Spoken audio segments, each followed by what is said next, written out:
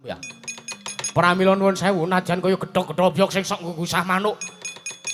Pangandikanipun Prabu Baladewa. Nadyan sekranjang koplak aturipun nata ing Mandura, mboten badhe kula gugu, mboten badhe kula paelu. Nanging kosok wangsulipun nadyanto saklimah pangandikanipun Ratu Ngamarta Prabu Puntadewa badhe kula agem sinuwun. Yo. Nek ngono pancen kowe wangkut. Pancen kowe mangkot kowe ora kena tak kandhake. Ora kena tak kandhani becik-becik. Kowe wis wegana mewarah kowe wis nampik pitutur becik. Ora minggat saka parawe gretel nggolo. Weh lah mati dening aku parah. Anjreng Kang Puspita rum.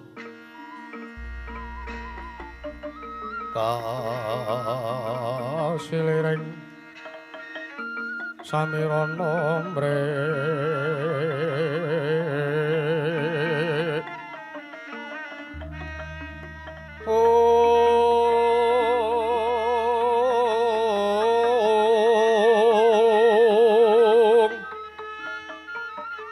Sakar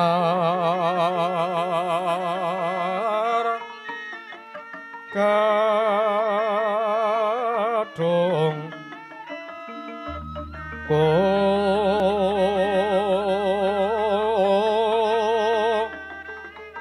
ngas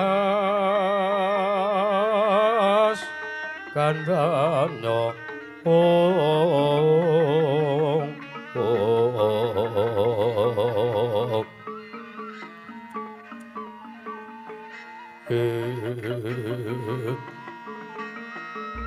maweh raras ratnaning driya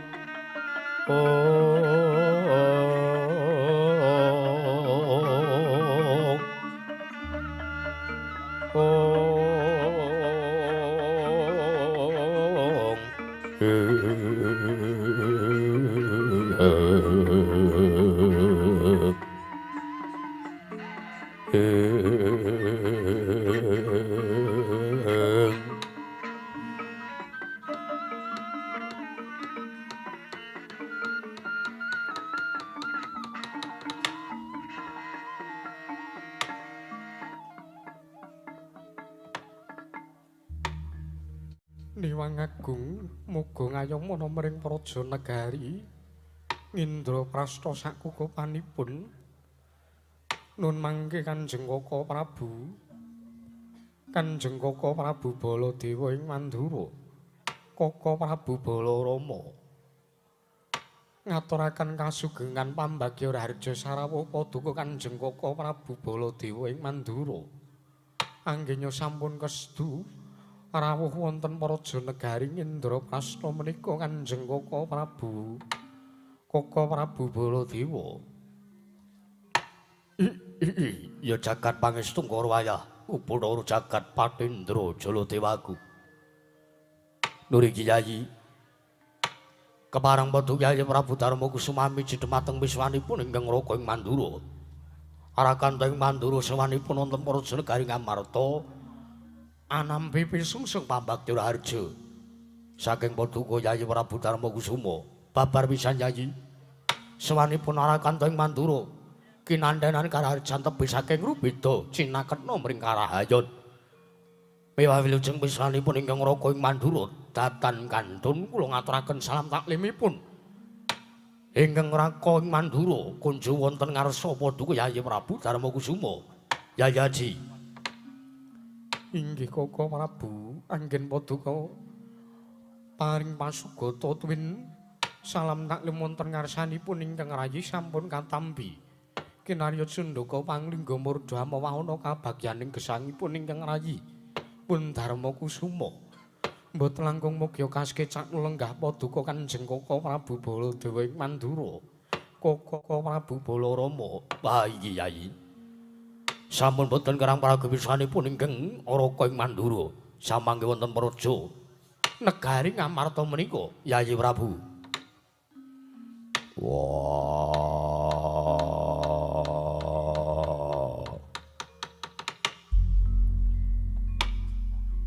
Baladewa kakangku. Sarawi bule kakangku Werkudara ngaturke basaku katurut. Kunjung ngersani Baladewa kakangku ing Mandura anggun Purawu oning praja negara Ngamarta samengko iki. Baladewa kakangku. Kadangipun Kakang Yayi Bratasena Werkudara Jodipati. Tunggul pawenang. Sing gedhe pangapuramu sadurungipun Kakang matur nuwun ngersaning Sadi Werkudara. Duk, Baladewa kakangku kepiye? Yen to mlumur marahe. Yen to peranganing Pandhawa liyane kaya ta Yayi Arjuna apa dene Yayi kembar atur bekti ana ngarsaning pun Kakang tak tampa kanthi lega-legawaning atine Baladewa. Nanging sing gedhe pangapuramu gandeng sing ngatur pambagya satane atur sembah bekti ana ngersane Baladewa kuwi ora kejaba mung kadang kowe Jodipati sing gedhe pangapuramu Werkudara. Sembahmu ora tak tampa ya mung pangestune kakangmu ing Mandura wae Tampanono. Baladewa kakangku Werkudara piye? Wah, apa lupute Werkudara? Apa dosane Werkudara? Teka samengko bule kakangku ora nampa sembahe Werkudara. Ning atase yen to mengko mestine Arjuna ngatulke bekti ana ngersane Baladewa kakangku mesti wae ditampa sartane diparingi pangestu saka ngarsane bule kakangku ing Mandura. Nanging kena ngapa banjur Werkudara ing ngaturake kaya mangkono pambekane Baladewa kakangku. Werkudara Baladewa kakangku piye? Sak jagat iki wis padha nyekseni sartane wis padha mangerteni. Lan wis padha priksa. Yen to ingkang keduga kuwat nampa sembahe Werkudara kuwi ora ana kejaba. Ya mung dewane Werkudara ingkang tansah momong kelawan jagate adhiku Bratasena, ya kuwi Sang Hyang Ruci Bathara, ya Sang Hyang Bathara Ruci. Wedine yen to mengko nganti pun Kakang nampa sembahe Werkudara, engko gek-gek yen to Baladewa nampa sembahe Werkudara, engko jaja ana apa-apa ingkang tumanduk ana ngersane Baladewa ing Mandura. Wedine yen to mengko nganti pun Kakang kuwalat, yen to ngasih keduga wani nampa sembahe Werkudara. Ya wis, tok tampa sakarepmu ora mbok tampa ya ora dadi ngopo. Ora dadekake sawijining perkara. Wah, ya mung lumrahe ning pasewakan. Yen tono kadang taruna ngaturke sembah ana kersane kadang werda kuwi wajibe ditampa. Ya, Werkudara, Baladewa kakangku piye? Nadyan kanthi kepeksa, nadyan kanthi sesek manahipun Kakang. Sembahmu tak tampa kanthi srana kepeksa, pangestuku Tampanono. Kowe nuku kapan-kapan tak jupuki. Lho piye to ki? Wujutaning barang wae kon menehke kono kapan-kapan arep dijupuk. Jeneng wong menehi pangestu yen to ora lair batin anggone nampa sengara isa ndayani marang uripe Werkudara nggone menehi pangestu. Tur meneh yen to aku njaluk supayane pangestu tak sekta selehke kono kapan-kapan arep tak jupuk. Jeneng pangestu kuwi ora iso mambu, pangestu kuwi ora iso basa. Tak dadi ngopo yen to Werkudara ora nampa pangestune Baladewa. Ya, sembahmu tak tampa kanthi lega-legawaning ati, pangestuku Tampanono. Tak gegem dadake jimat prayogana lungguhe Baladewa kakangku ana ngersane barep kakangku ing Ngamarta iki. Bulih kakangku. Koko Prabu kula ngaturaken sembah bekti kula kunjuk Koko Prabu. Kadangipun Kakang Yayi Arjuna ya tak tampa pangestunipun Kakang ing Mandura wae Tampanono.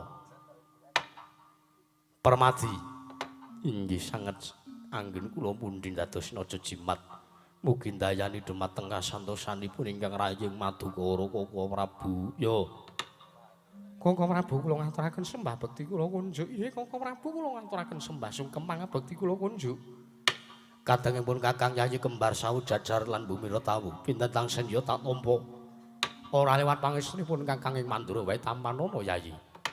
Sampun sanget anggen kawula pundi dadosna jimat.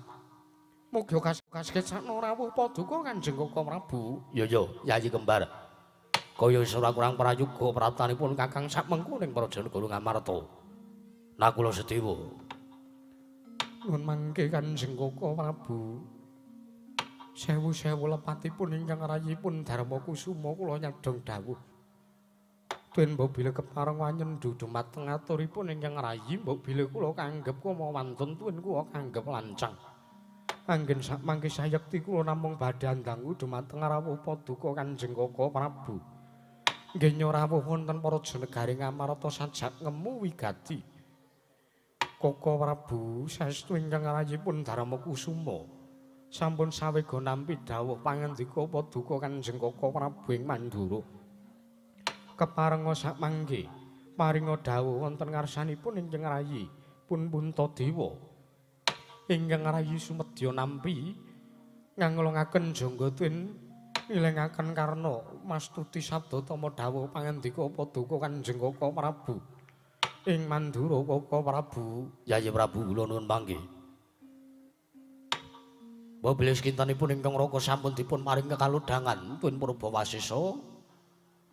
Anggen kula kedah matur wonten ngarsa paduka Yayi Prabu Darma Kusuma. Paripaksa kula kedah matur wonten ngarsanipun Yayi Aji.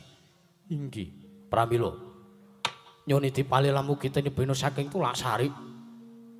Ingkang raka pareng badhe majeng anggen kula sowan Yayi Prabu kasumanggaken Koko Prabu.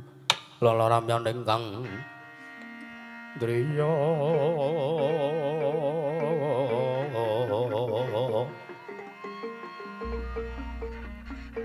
Lewang Candra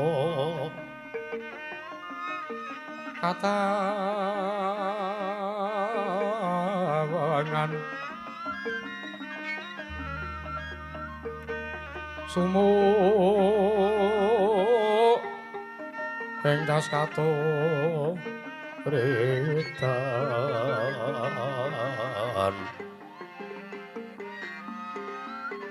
lemok kapyataning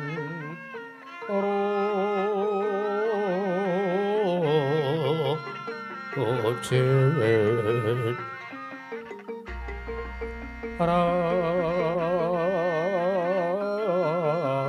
rameng driya manawung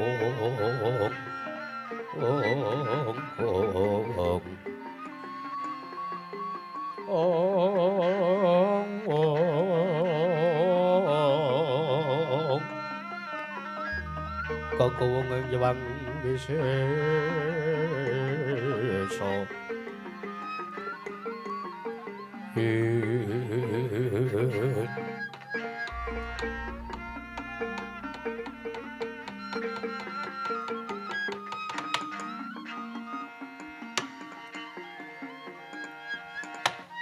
ingkang sepisan Yayi.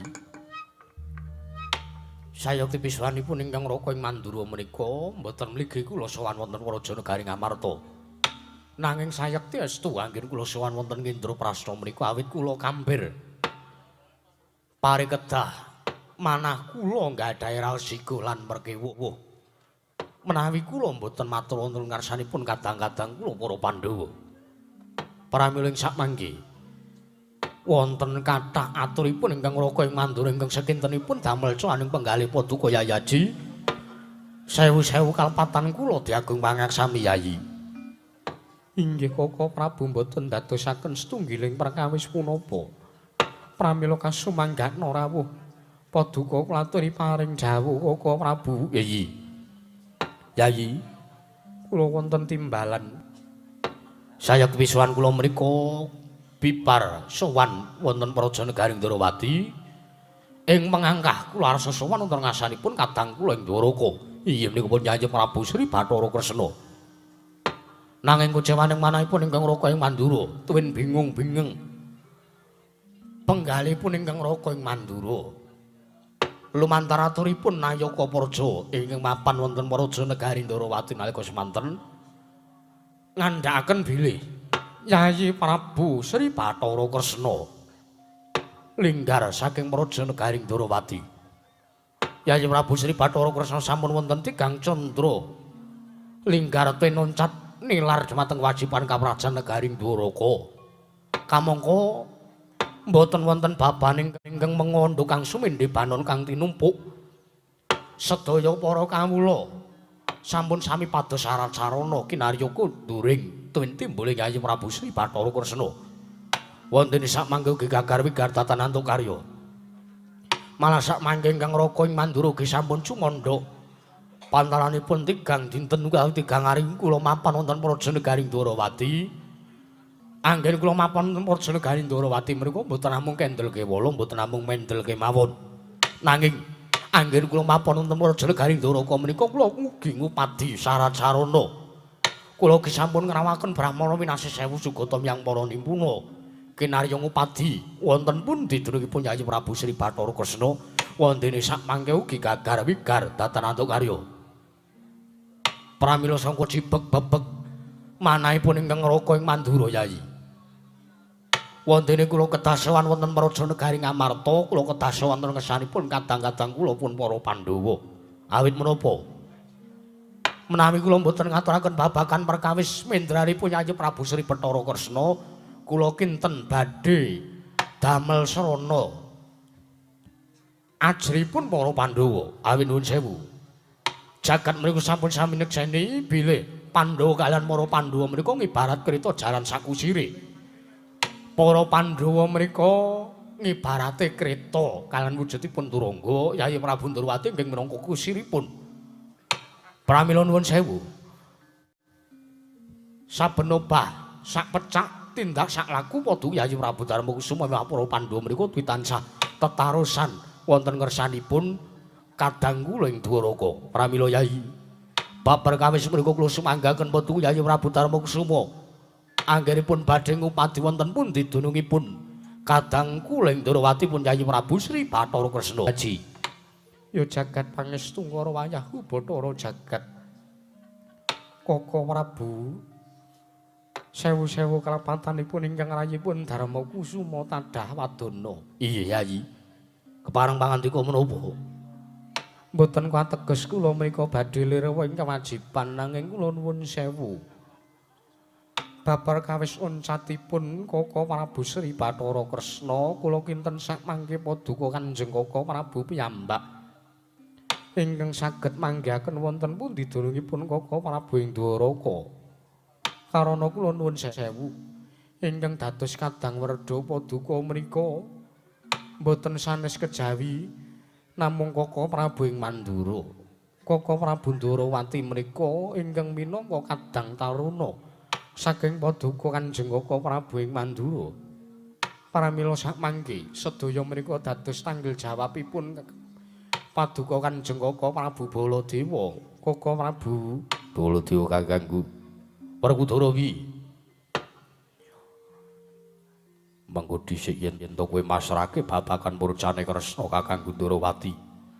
Mbok pasrahke ana ngarsane para Pandhawa. Gusti iki aku tak takon karo kowe. Kowe arep takon apa? Sing dadi kadang werdane Kresna kuwi sapa? Sing dadi kadang werdane Yayi Prabu Ndrawati ora kejaba mung pun kakang ing Mandura Werkudara. Kamangka sing katon saben wanci bareng kelawan kon Kresna kakangku kuwi. Ya mung Baladewa. Iya apa ora? Dasar kepara nyata. Kena ngapa malah para Pandhawa sing mbok utus satane mbok pasrahi babagan ucate Kresna kakangku ingkang lingkar saka Praja Negara Ndrawati.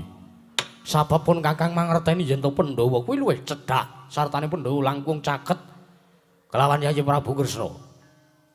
Tur meneh yen to iki mengko nganti Yayi Prabu Sri Bathara Kresna ora kondur ning Praja Negara Ndrawati sartane ora kondur ana ngersane para Pandhawa. Ingkang kapitunan wali kejaba mung Yayi Bratasena sak kadang Pandhawa jangkep 5 cacahe. Merga yen to nganti Pandhawa kelangan pamong, kelangan pujangga.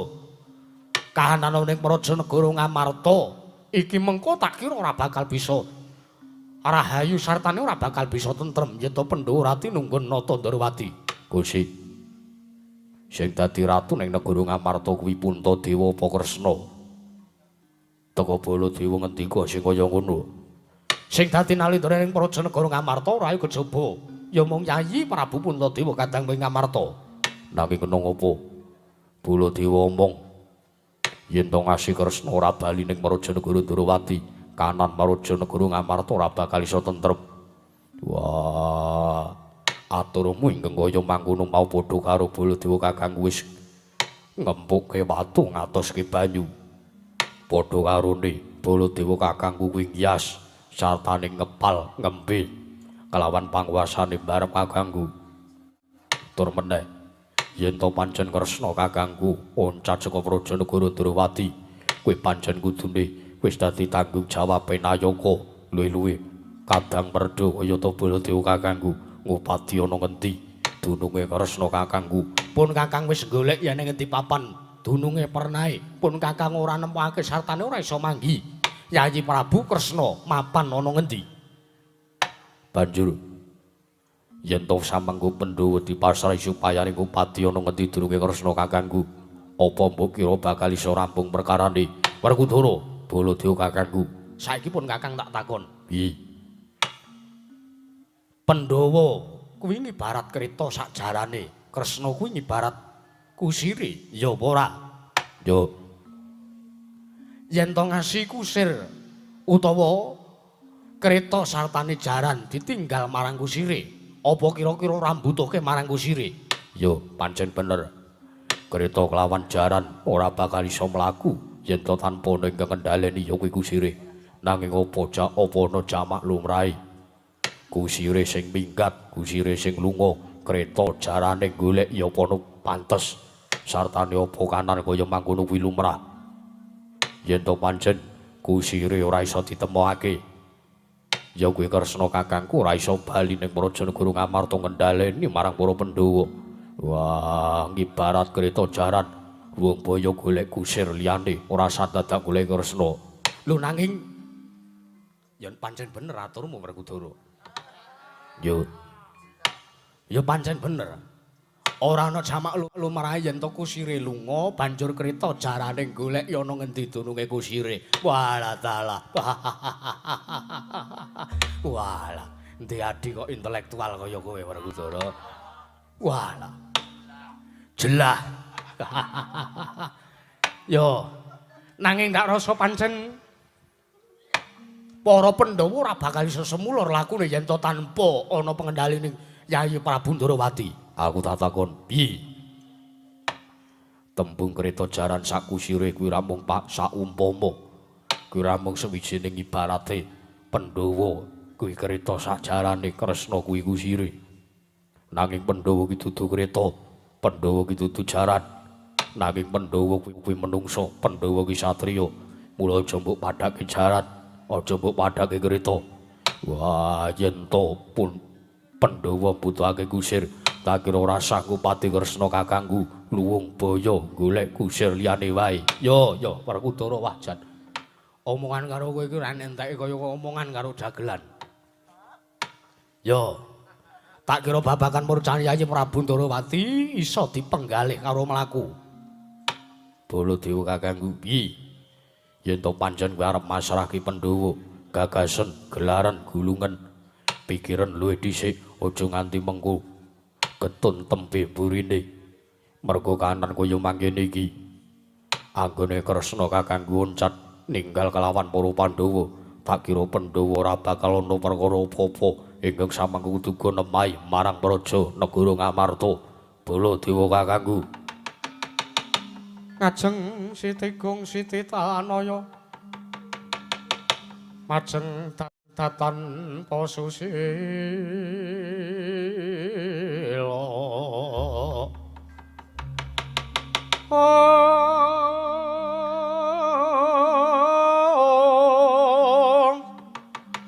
Pecel tukanira sang Narpati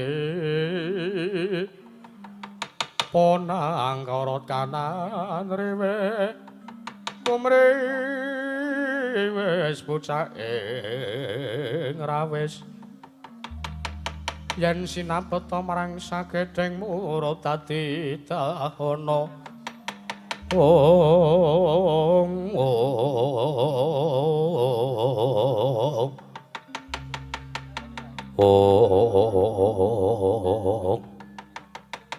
Didemataring pasewakan negari Ngamarta aku semanten nata ing Ngamarta amung tinter ing Mardaya. Dupi menggali babakan wonten pundi murcanipun ing ngraka ing Ndrawati nenggi Sang Prabu Sri Bathara Kresna. Aku semanten dadosaken kanyor pinangka warju kanyujare wong aganten warju jarung wakeca. Nginang durung abangi durung mancing dasaring mertala kasaru geger jaba wiyang arsa takeping murka masih ban bono amuk apa to kang dadi darunane. Ora ana macan apa diri kari gajah ingkang medhot saka wantilan kejawi amung. Sawanipun nalindra saking tlatah Sabar ingkang wonten miyas sangganing para sibu. Minggah wonten ing Datula Praja Negari Ngamarta Galea kaya bareng wonten anggap akara cengak sangganing para kawula kancana daya. Yak jaluk dalan. Urip budaya ning negeri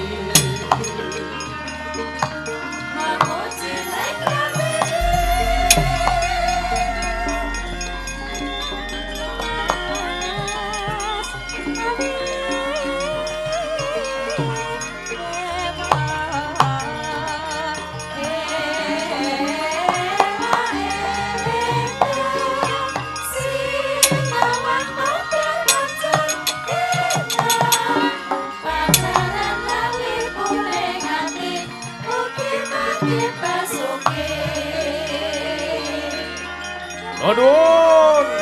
Hot.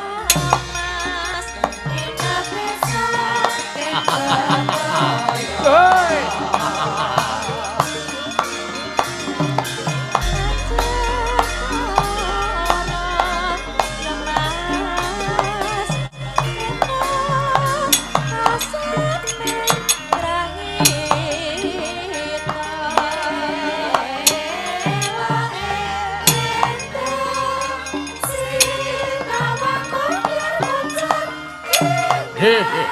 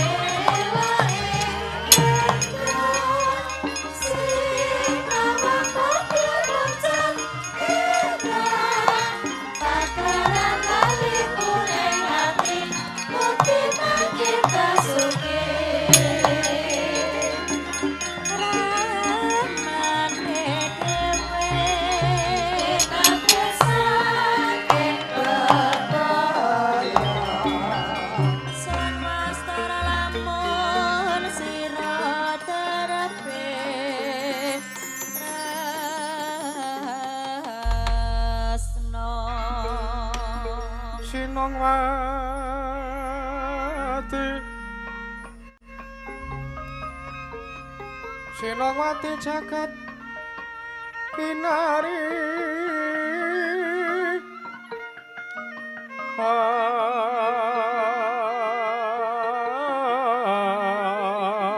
among mbak lumembah ombak ing samudra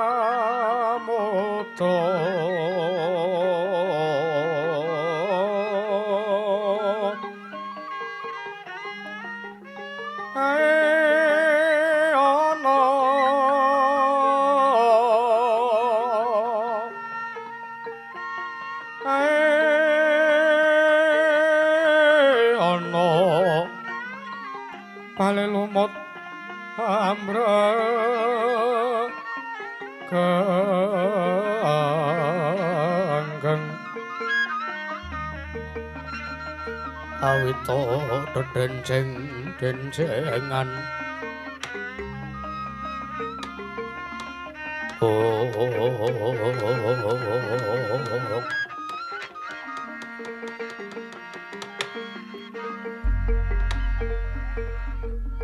Ya jagat pangestu ngara wayah Bathara jagat nuwun mangke Koko Prabu.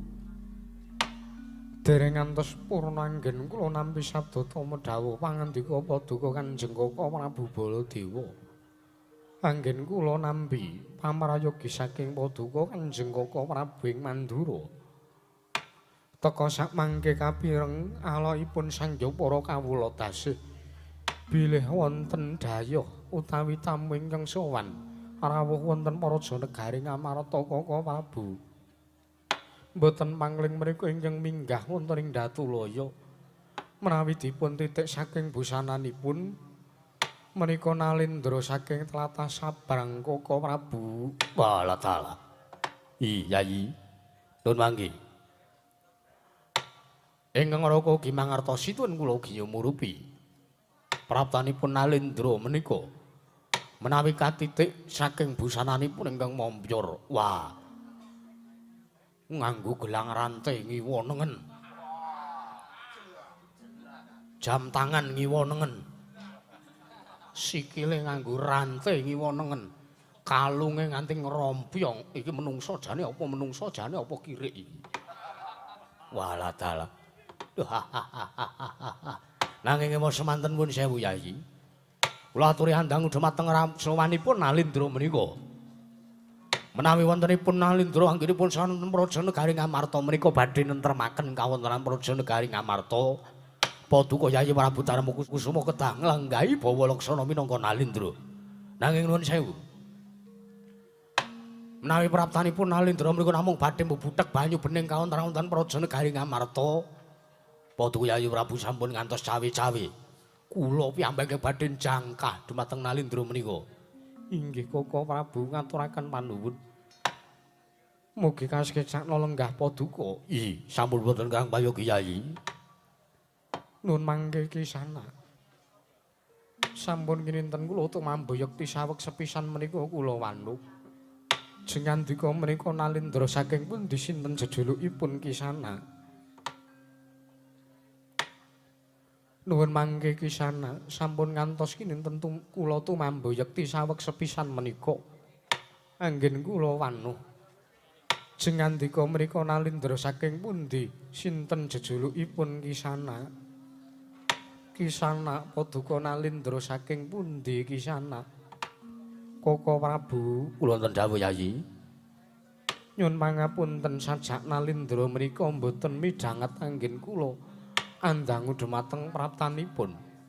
Katitik netranipun tinarbuka nanging sajak semunipun kayata dene wong ingkang ngalamun Koko Prabu. Nuwun sewu. Mbok menawi kirang sora anggen Paduka andangu dhumateng Nalindra menika radi sora sekedhik Yayi. Kisana sampun nginten kula tumambuyekti saweg sepisan menika kula wanuh. Paduka Nalindra saking pundi sinten jejulukipun Kisana? Kisana Paduka Nalindra saking pundi?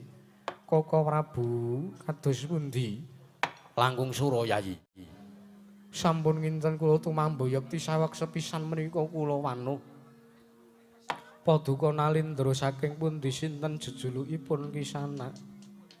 Kisana. Paduka menika Nalindra saking pundi sinten jejulukipun Kisana? Koko Prabu, Koko Prabu. Menika kados pundi? Mbok kula nyuwun tulung dipun jawelaken. Walah. Dinalin dayon ratu siji kupinge bosok kono. Kula jawile Yayi. Inggih Koko Prabu. Iya, wonten dawuh, wonten dawuh. Nuwun mangapunten, nuwun pangapunten. Wah, jan. Ya ora krungu kok ya. Ademe ora umum. Kula menika wong gunung ning munggah gunung kademen menika kados pundi. Inggih, inggih. Wonten dawuh, wonten dawuh. Sowanmu wis didangu karo ratu Gustimu kuwi lho. Lho. Sowan kula sampun kadangu. Wis. Inggih, inggih. Nyadong dawuh timbalan Paduka Gusti kula Sang Nata Kanjeng Sinuwun. Nuwun mangke Kisana.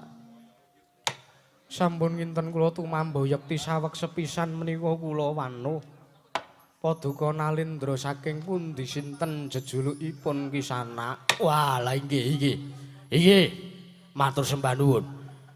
Menawi Paduka andang dhumateng pisowanipun ingkang abdi sowan kula piyambakan kemawon. Nyuwun mangapunten Kisana. Mboten kula menika mboten nangletaken babakan kalian sinten anggen Paduka rawuh. Nanging panjenengan menika Nalindra saking pundi sinten jejulukipun? Pangestunipun kula menika Nalindra. Inggih, inggih. Nalindra saking pundi sinten jejulukipun? Jejuluk. Jenengmu iki lho sapa? Nun, jenengmu iki lho sapa? Walah. Dangu ora krungu kupingmu bosok. Malah tak larak dhewe kupingku. Oh, jeneng to? Iya. Wah. Nyuwun pangapunten, nyuwun pangapunten. Wah, jan anting kula niki 30 gram dhewe. Dadi nyuwun pangapunten. Kuping kula mriku radi ketutup, dados mboten radi mboten mireng. Menawi Paduka kandhang dhumateng kula, menawi sudi mestani dhateng jasatipun ingkang abdi awon tanpa werni, kula menika Nalindra wingking saking negaring Garjita Waryan. Wontene jejuluk kula pun Prabu Somadenta. Jelah. Nalindra ing Garjita Waryan. Senes. Nalindra ing Garjita Waryan. Inggih, Garjita Waryan. Nah, leres. Pun Prabu Somadenta. Dede. Kula pun Prabu Somadenta. Inggih, Prabu Somadenta. Lah inggih. Leres.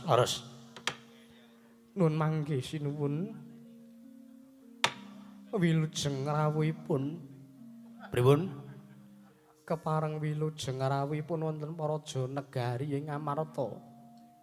Dos pundi? Kepareng wilujeng rawuh Paduka Raharja wonten Paraja Negari Amarta. Nun Purwaceng napa? Kepareng wilujeng rawuh Paduka. Walah, wilujeng to. Inggih pun ket wau. Walah salah. Inggih, garwa kula 3.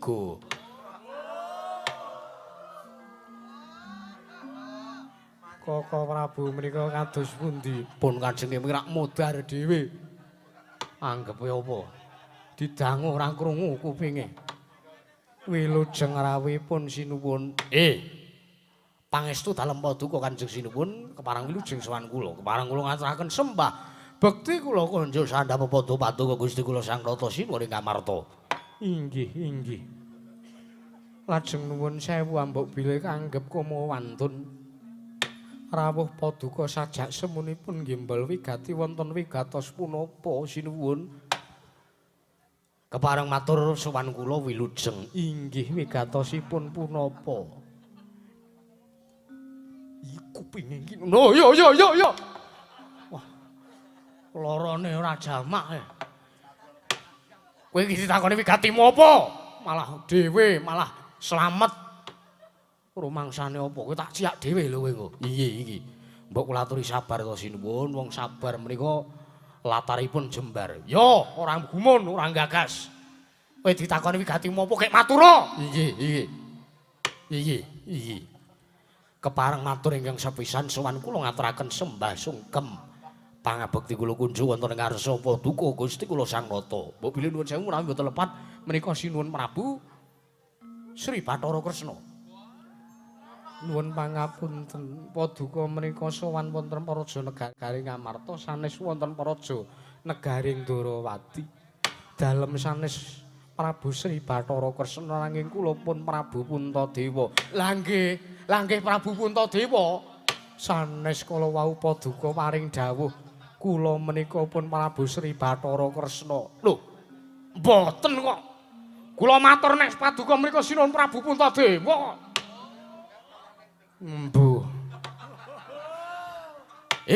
Kula ngaturaken sembah bekti kula kunjuk wonten ngersanipun sinuwun Prabu Puntadewa. Inggih, sinuwun Prabu Somadenta. Kula tampi dawah sami-sami. Lajeng menapa to ingkang dados wigatosipun? Ingkang sepisan kula ngaturaken tebas siti sekul binteling ron klapa apurenta mbok bilih wonten lepatipun ingkang abdi pun kula niki sinten? Lambu. Pun Prabu Somadenta. Sinten? Prabu Somadenta. Pun Prabu Somadenta. Kathah lepan kula diageng pangaksami. Dawah sami-sami. Wangsulan omong dhewe disauri dhewe.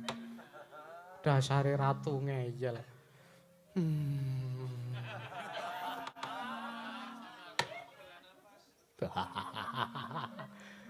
Wah, nganti ngelus dodo Yayi Prabu. Kula menika bingung kok Prabu. Nembe sepisan menika pikantuk dayoh, mongko sajakipun kados bolot mekaten menika. Wonten wigatosipun ingkang abdipun Somadenta sowan wonten Praja Negari Ngamarta menika sepisan tetinja dumateng kararjanipun para satriya Ngamarta inggih menika pun para Kurawa. Nuwun sewu satriya Ngamarta menika Pandhawa sanes kok Kurawa. Lah nggih Pandhawa? Inggih. Lah inggih. Dungkap mongko kalih. Sowan kula mriku mboten saking pikajengan kula piyambak. Nanging sowan kula menika dapur dipun utus dening Ratu Gusti kula Nalendring Parang Raja. Inggih Ratu Gusti kula ingkang jejuluk Prabu Gagak Sinampar. Nuwun mangke Prabu Somadenta. Kados pundi? Paduka menika Nalendra Enggarjita Waryan. Nanging kenging punapa teka paring dawuh bilih rawuhipun wonten mriki dipun utus dening Ratu Gusti. Paduka menika Paduka menika Nalendra nanging taksih nggadhahi sesembahan. Nyuwun pangapunten kepareng kula badhe nyuwun priksa menapa negari Paduka Enggarjita Waryan menika negari jajahan sinuwun. Nuwun mangke. Menawi Paduka paring dawuh babagan negari kula negari jajahan menapa mboten saestu negari kula sanes negari jajahan. Awit negari kula Enggarjita Waryan menika negari ingkang madeg piyambak, negari ingkang merdika. Inggih nanging nuwun sewu. Menawi salah satunggiling Nalendra anggadhahi sesembahan menika sagedipun sebat Nalendra negari jajahan. Mboten. Negari kula menika mboten negari jajahan, nanging pancen estu kula inggih Nalendra Enggarjita Waryan menika dados Nalendra tetelukanipun Prabu Gagak Sinampar Nalendring Parangraja. Lah inggih menika naminipun negari Paduka menika negari jajahan. Mboten, Bah. Kula menika pun matur negari kula menika sanes negari jajahan. Paduka menika sampun kantos ngeyel lho, Prabu Duryudana. Prabu Puntadewa. Nggih, Prabu Puntadewa maksud kula. Walah. Negari kula menika madeg piyambak. Wis. Mbang tak suwek cangkemmu mengko. Nggih. Matur. Nggih. Matur apa pilih mati? Matur. Matur apa perlune? Ditata, lahir batine diselehke. Nggih. Ngestaken dawuh. Nyuwun pangapunten. Wah, ngantos entek ati kula. Tekan pundi lek kula matur wau. Inggih nuwun sewu panjenengan ingkang matur kok kula ingkang dipun suwuni priksa. Oh inggih. Kula menika sowan dipun utus dipun dawuhi dening Ratu Gusti kula Nalendra ing Parangaraja pun sinuwun Prabu Gagak Sinambar. Wonten menapa ingkang dados wigatosipun sepisan kula badhe nyariosaken bilih Ratu Gusti kula Nalendra ing Parangaraja menika inggih menika pun Prabu Gagak Sinambar menika Nalendra gagah pideksa. Nalendra ingkang wengis sinten kemawon ingkang gadhahi kalepatan boten nyawang menika mitra rowang kekadanganipun piyambak antawisipun Prabu Gagak Sinambar menawi gadhahi kaluputan tumrap kaprajan negari ing Parangaraja badhe dipun patrapi Pidana-pati. Ambok menika namung nyolong gedang badhe dipun patrapi Pidana-pati. Ambok menika namung nyolong tela badhe dipun patrapi Pidana-pati. Ambok menika nerobos lampu merah badhe dipun patrapi Pidana-pati. Lajeng ingkang korupsi punggawa-punggawa negari wonten negaring Parangaraja badhe dipun Pidana-pati. Mboten, namung dipun kunjara 2 taun setengah menika. Adilipun wonten pundi? Nggih wonten mriku niku. Nanging nuwun sewu. Agungipun praja negari ing Parangaraja menika dereng ageng. Jernyatanipun ngibaratipun tetembungan negari ing Parangaraja menika ayom nanging dereng ayem. Agung nanging dereng ageng. Ayom nanging dereng ayem, mewah agung nanging dereng ageng. Menika namung dipun wolak-walik. Lah nggih, sengaja kula sengaja. Inggih. Awit sabab menapa? Awit dipun sababaken dening Ratu Gusti kula pun Sinuwun Prabu Gagak Sinambar menika ingkang dereng mengku suwijining garwa. Dereng mengku suwijining prameswari. Dereng mengku suwijining wanita ingkang kinarya jejeri keprabanipun Sinuwun Prabu Gagak Sinambar wonten kedhaton negara ing Parangaraja. Pramila sakmangke sowan kula wonten praja negari Ngamarta menika kula namung dipun utus dening Ratu Gusti kula. Inggih menika Prabu Gagak Sinambar Nalendra ing Parangaraja. Wonten menapa inggih dados wigatosipun kula menika namung kadhawuhan kinarya nglamaraken putri negari Ngamarta. Teges wale-wale menapa sowan kula menika namung badhe angebun boninjang anjejawa sonten. Bun-bunincang Jawa sonten tegesipun grimis. Grimis menika tegesipun kula namung badhe ngemis. Ngemis dumateng putra putri Paduka Gusti kula Sang Nata, putri Ngamarta. Inggih menika wonten sajawi namung garwa ing Ngamarta inggih menika pun Dewi Wara Drupadi. Nuwun sewu, nuwun sewu. Dereng rampet anggen kula matur. Panjen kabyawara kacarita putri Ngamarta pun Dewi Wara Drupadi menika estu garwa prameswari praja negari Ngamarta. Nanging Dewi Wara Drupadi garwa saking Sinuwun Prabu Puntadewa menika wujudanipun mboten sami kaliyan wujudan Tremos. Ya anu napa niku? Ning nuwun sewu. Maksud kula Nalendra Ngamarta menika nadyan to garwanipun dipun suwun gandeng Nalendra Ngamarta pun Prabu Puntadewa menika kondang ratu ingkang getih putih. Ratu ingkang ikhlas lahir lan batos. Aja kok bondo donya, aja kok derajat pangkat kalungguhan panguwasa. Utawane negara Ngamarta, nadyan to gesangipun Prabu Puntadewa piyambak badhe dipun pasrahaken dumateng sinten kemawon dumateng tiyang sanes.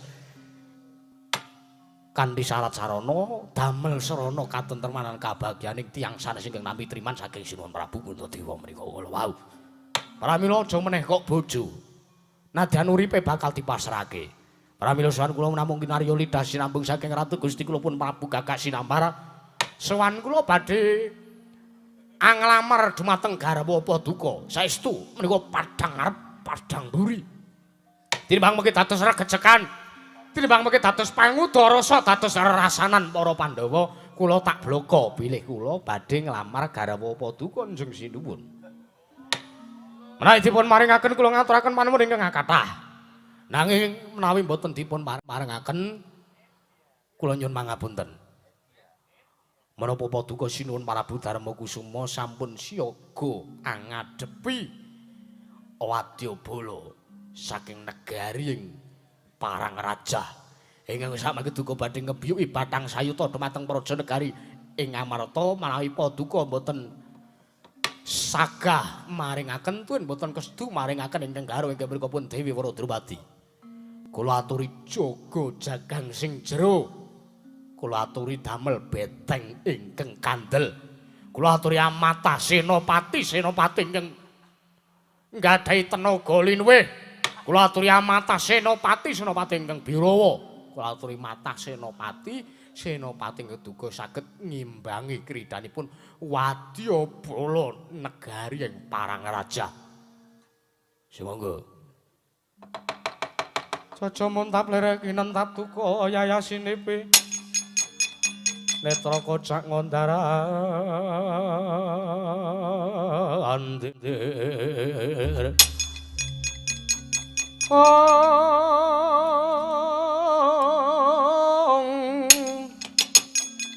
Idot nyomangolon cakra wadananira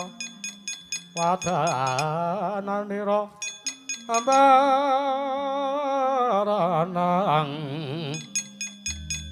ponang karot kanan riwe yen sinabet mring sagedheng bal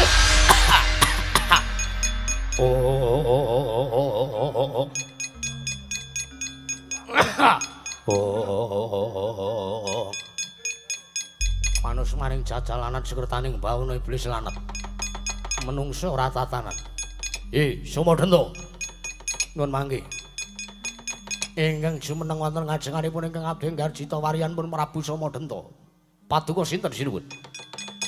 Tepung yen to kowe pancen durung tepung nglawan aku iki kadang werdani Yayi Prabu Darmakusuma. Lekno mripatmu gatekno gobokmu aku ratu ing Mandura. Nata Mandura ya aku iki Prabu Baladewa. Paduka Prabu Baladewa nalendra ing Mandura. Dasar kemara nyata. Wonten wigatos menapa sinuwun? Wondene paduka andhepani dhumateng pisanipun ingkang abdi. Gusti. Ucapmu sing kari dhewe mau piye? Ucapmu sing kari dhewe mau piye? Kowe muni yen to Yayi Prabu Darmakusuma ora masrahake Yayi Wara Drupadi. Ana tanganmu kowe ngomong nek negara Ngamarta kon jaga jagang sing jero, gawe beteng sing kandel, senopati sing digdaya kon maju kabeh. Anggepmu kowe iki apa? Anggepmu kowe iki apa? Lah kok teko kowe saning tanah Jawa kok cacangmu sageleme dhewe kaya ngono. Walah keparat Sumadenta wonten dawuh. Kowe ngerti apa ora? Iki Nalendra. Iki Nalendra, Yayi Prabu Darmakusuma sesembahanmu iki. Sing sowan ning ngarepmu iki. Iki Nalendra. Lah kok garwa Prameswari negara Ngamarta tok jaluk arep mbok lamar rabene karo ratu Gustimu sing jenenge Prabu Gagak Sinampar, anggepe apa? Nuwun sewu. Kondhanging kathah sami nyebataken bilih Prabu Puntadewa menika Nalendra ingkang lila legawa ikhlas lahir lan batos. Aja kok bondo donya, aja kok uripe dhewe. Aja kok gesangipun Prabu Puntadewa piyambak nadyan nyawa badhe dipun masrahaken waton damel srana kabagyaning tiyang sanes. Langkung-langkung mriku namung garwa, langkung-langkung mriku namung wanita. Kula kinten menawi sinuwun Prabu Puntadewa, Prabu Puntadewa pados wanita sanes, pados utawi badhe nggayuh widodari kula kinten badhe kelampahan. Pramila kula kinten menawi namung Dewi Wara Drupadi kemawon kula kinten badhe dipun masrahaken dumateng ngarsanipun ingkang abdi. Piye? Kowe muni piye? Garwa Nalendra kuwi saben-saben iso dipasrah karo wong baen-baen kaya dedapuranmu kuwi. Ratu Gustimu sing jeneng Prabu Gagak Sinampar kena arep nggayuh wanita kena. Kena mengku suwijining garwa Prameswari ning negara ing Parangraja kena ning aja garwane Yayi Prabu Puntadewa. Omong ning Ratu Gustimu sing jenenge Prabu Gagak Sinampar. Yen to dheweke keduga pengin gayuh widodari, omong ning Baladewa. Iki sing sago gayuhake aku munggah kayangan aku ora bakal wigiri-ngori gayuh lan Ratu Gustimu. Lho nuwun sewu. Ratu Gusti kula pun Prabu Gagak Sinampar menika tresna gandrung kelawan garwa ing Ngamarta. Pramila saged mboten saged mboten iso parikedah Dewi Wara Drupadi kula boyong wonten paraja negari ing Parangraja. Gusti, yen to sing mbok lamar kuwi dudu bojoning Nalendra, upamane sing mbok lamar kuwi bojone bakul mie ayam, ngono ora dadi perkara. ora dadi perkara, mergo kuwi kawula cilik, kuwi dudu nalendraning praja, nanging iki ratu, iki ratu. Iki ratu iki. Kuwi aja sakeleme dhewe ngucap. Nuwun sewu. Menawi paduka badhe mepalangi dhumateng karepipun ingkang abdi pun Sumadenta, kula mboten badhe ajrih. Kula mboten badhe maelu. Senyatanipun nuwun sewu. Kula menika sowan wonten praja negari Ngamarta. Kula mboten sowan wonten praja negari pundi? Mandura, negari Mandura nalindranipun sampeyan. Pramila nuwun sewu, najan kaya gedhog-gedhog byok sing sok nggusah manuk. Pangandikanipun Prabu Baladewa. Nadyan sekranjang koplak aturipun nata ing Mandura, mboten badhe kula gugu, mboten badhe kula paelu. Nanging kosok wangsulipun nadyan to sak kelimah pangandikanipun Ratu Ngamarta Prabu Puntadewa, badhe kula agem sinuwun. Yo. Nek ngono pancen kowe wangkut. Pancen kowe wangkut kowe ora kena tak kandhake. Ora kena tak kandhani becik-becik. Kowe wis wegana warah, kowe wis nampik pitutur becik. Ora minggat saka para gretel nggolo. Weh lah mati dening aku parah.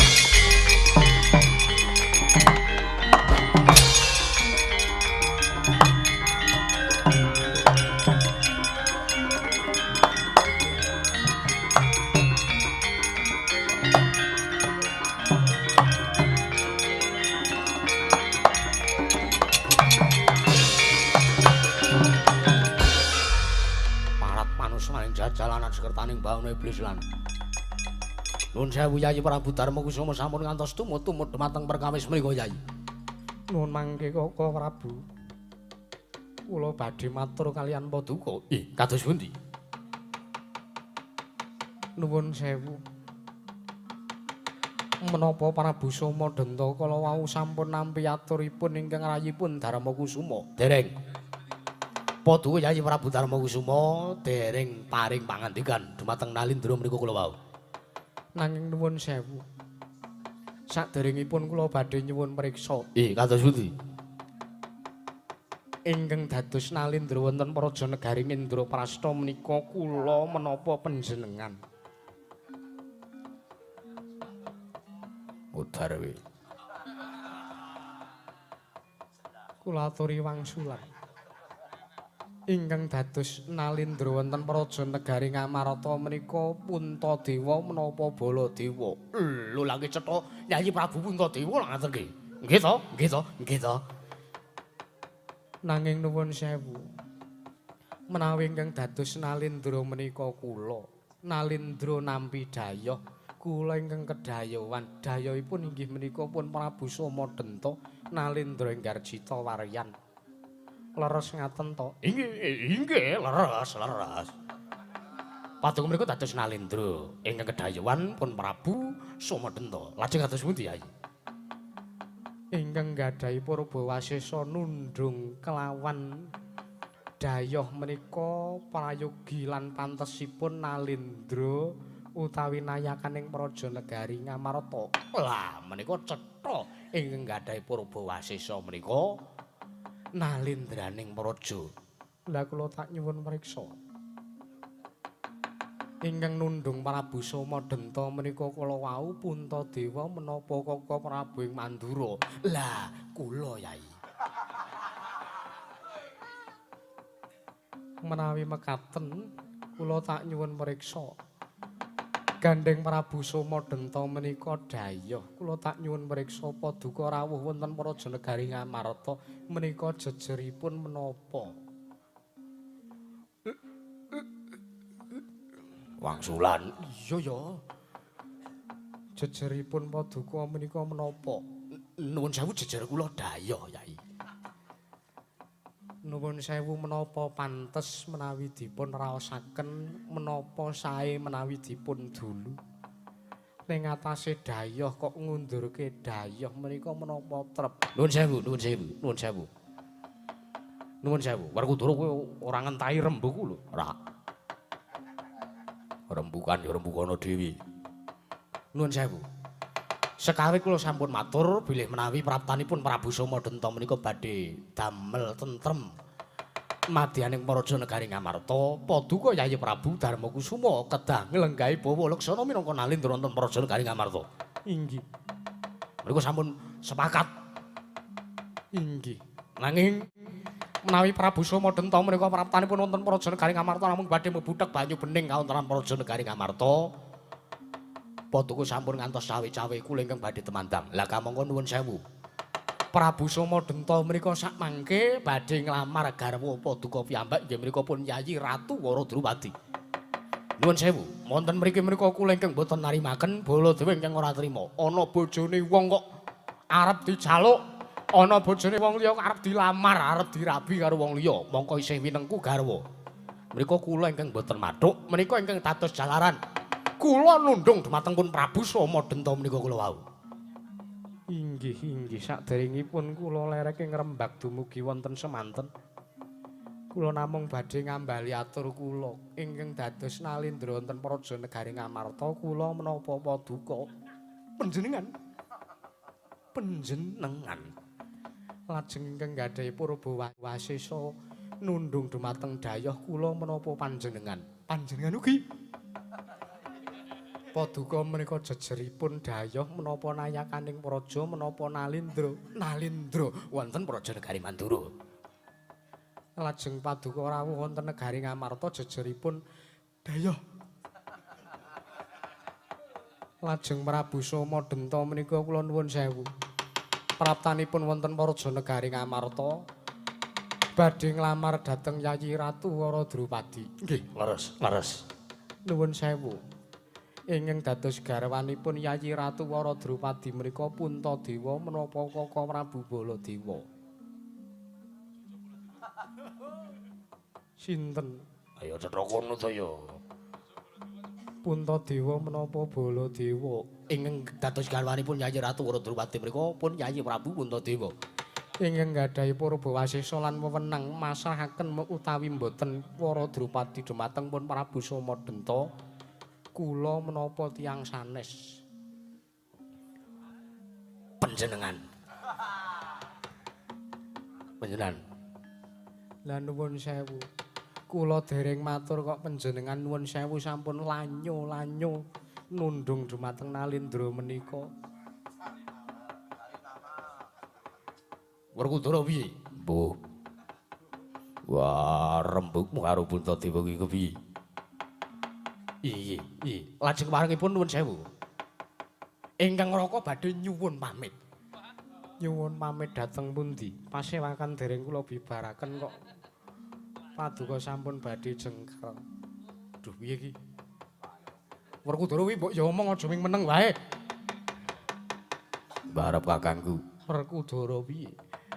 Yen to pancen Pratani Somadenta kae mung arep gawe ora ribet ning Praja Negara Ngamarta, Werkudara sing temandang. Werkudara Ana dawuh apa? yen to ratu ora dawuh, prayogane si adi ora sah njumangkahke suku ngrembahake asta. Ngundurke kelawan Prabu Somadenta. Waduh. Meneh ngaten kula dipun paringaken.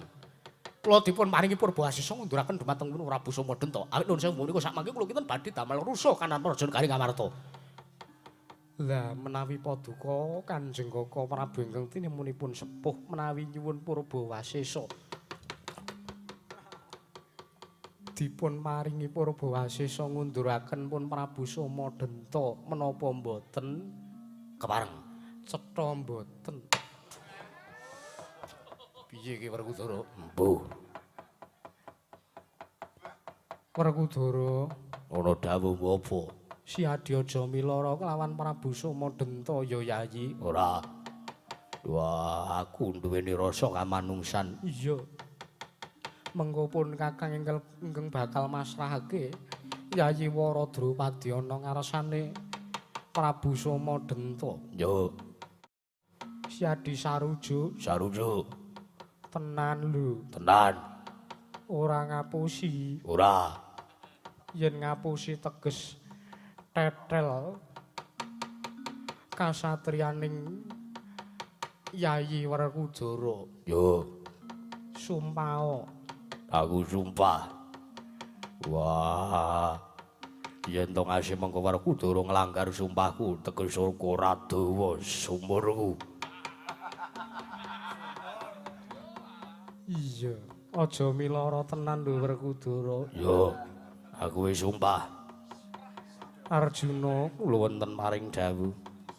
Sumadenta aja mbok pilara. Mboten. Kinarya ngantepe tekadmu sumpah kaya kakangmu. Inggih. Kula sumpah menawi ngantos sak mangke kula milara dhateng pun Prabu Somadenta mboten badhe dawa sumur kula. Arjuna piye? Menawi ngantos sak mangke kula mula sara dumateng pun Prabu Somadenta mboten badhe dawa sumur kula. Iya Arjuna. Inggih. Koko Prabu Wonten dawuh. menapa paduka sampun sarujuk menawi kula masrahaken Yayi Ratu Waradrawati. Sarujuk ya, sarujuk. Menawi sarujuk sampun ngantos paduka milara.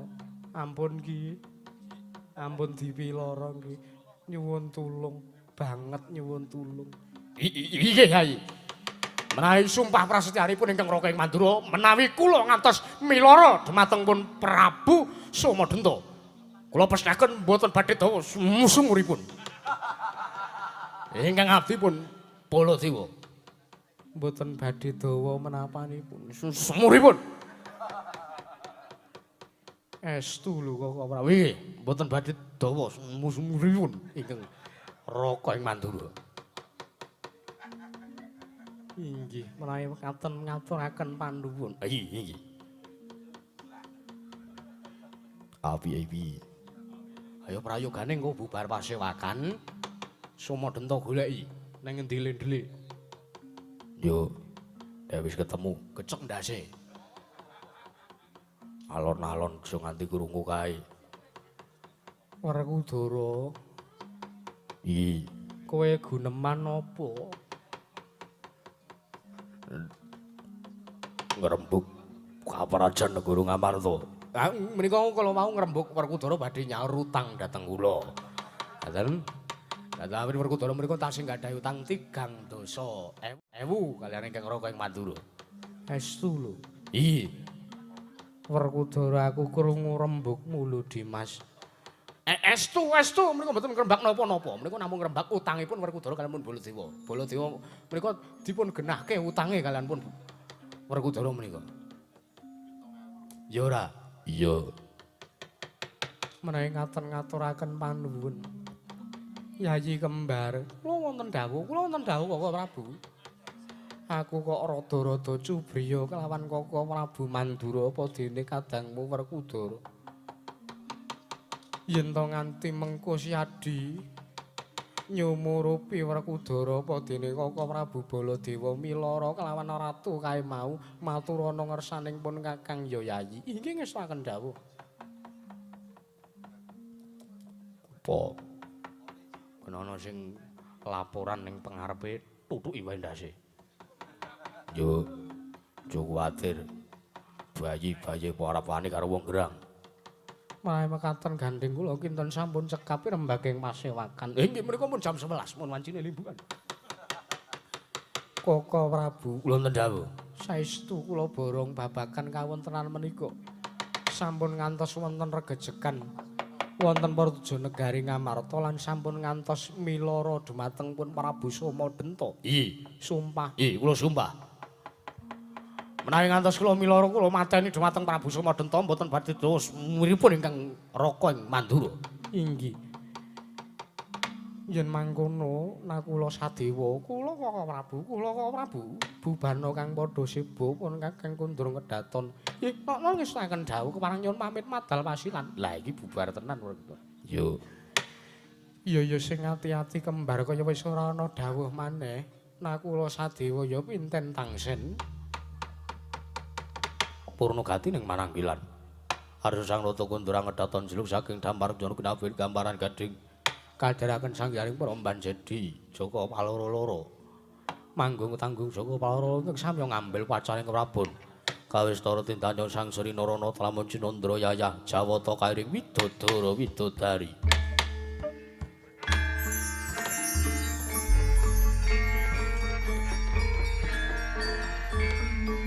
Oh